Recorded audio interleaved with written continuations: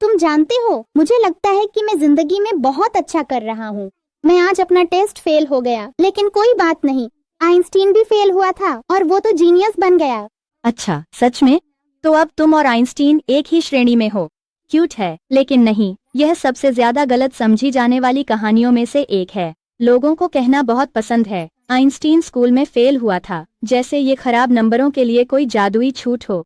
हम किसके बारे में बात कर रहे हैं? अल्बर्ट आइंस्टीन, जिनका जन्म 1879 में जर्मनी में हुआ था। बहुत छोटी उम्र से ही वह बेहद जिज्ञासु थे। वह एक कंपास को घूरते रहते और सोचते, सुई हमेशा उत्तर की ओर ही क्यों इशारा करती है, या फिर प्रकाश की किरण के साथ साथ चलने की कल्पना करते। उनके शिक्षकों को यह हमेशा पसंद नहीं आता था। वह चीजों को रटने के बजाय हर बात पर सवाल करते थे। उन्होंने उसे धीमा कहा, क्योंकि वह दोहराने के बजाय समझना पसंद करता था। गलतफहमी की शुरुआत कहाँ से हुई? जब आइंस्टीन किशोर थे तो उनका परिवार जर्मनी से स्विट्जरलैंड चला गया। वहीं उन्होंने अपनी पढ़ाई जारी रखी और बाद में स्विस फेडरल पॉलिटेक्निक, जो एक शीर्ष इंजीनियरिंग कॉलेज है, में आवेदन किया। प्रवेश परीक्षा के दौरान उन्होंने गणित और भौतिकी में शानदार प्रदर्शन किया, लेकिन एक विषय में असफल हो गए, फ्रेंच। इसलिए नहीं कि वह पढ़ाई में कमजोर थे, बल्कि इसलिए क्योंकि उन्होंने जर्मनी में रहते हुए वह भाषा ठीक से नहीं सीखी थी। तो तकनीकी रूप से वह स्कूल में फेल नहीं हुए थे, वह सिर्फ एक प्रवेश परीक्षा के एक हिस्से में भाषा की कमी के कारण असफल हुए थे। बाद में पूरी गलत फहमी की वजह क्या थी? समय के साथ स्विट्जरलैंड की ग्रेडिंग प्रणाली बदल गई थी। जब आइंस्टीन छात्र थे तब प्रणाली इस तरह थी: 6 सबसे अच्छा, 1 सबसे खराब। कुछ साल बाद यह उलट गई, 1 सबसे अच्छा बन गया, 6 सबसे खराब। अब जब लोगों ने आइंस्टीन की पुरानी रिपोर्ट कार्ड देखी जिसमें 1 नंबर भरे हुए थे, तो उन्होंने मान लिया कि वह हर विषय में फेल हो गए थे। लेकिन उनके समय में 1 का मतलब वास्तव में सबसे अच्छे अंक होते थे। तो सच में आइंस्टीन स्कूल में फेल नहीं हुए थे, ग्रेडिंग प्रणाली ही लगातार नहीं रह पाई। असल में यह मिथक कब शुरू हुआ था?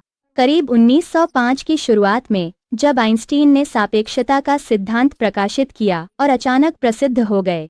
अखबारों और पत्रिकाओं ने उन्हें ऐसा जीनियस दिखाना चाहा जो असफलता से उठकर आगे बढ़ा।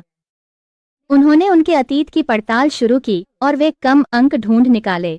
ग्रेडिंग सिस्टम की जांच किए बिना उन्होंने ऐसी कहानियां छापीं, जो लड़का कभी स्कूल में फेल हुआ था वह दुनिया का सबसे बुद्धिमान आदमी बन गया। यह एकदम परफेक्ट हेडलाइन थी, भावनात्मक, नाटकीय और गलत। लोगों को इस पर विश्वास करना इतना अच्छा क्यों लगा?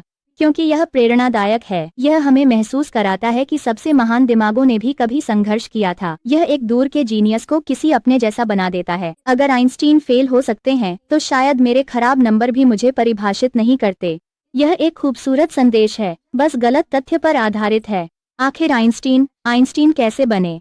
असफल होकर नहीं, बल्कि अलग तरह से सोचकर। उन्होंने सूत्रों को रटने की बजाय उन्होंने कल्पना की कि दुनिया कैसे काम करती है। जब अन्य कागज पर समस्याएं सुलझाते, वे खुद को प्रकाश की गति से अंतरिक्ष में चलते सोचते थे।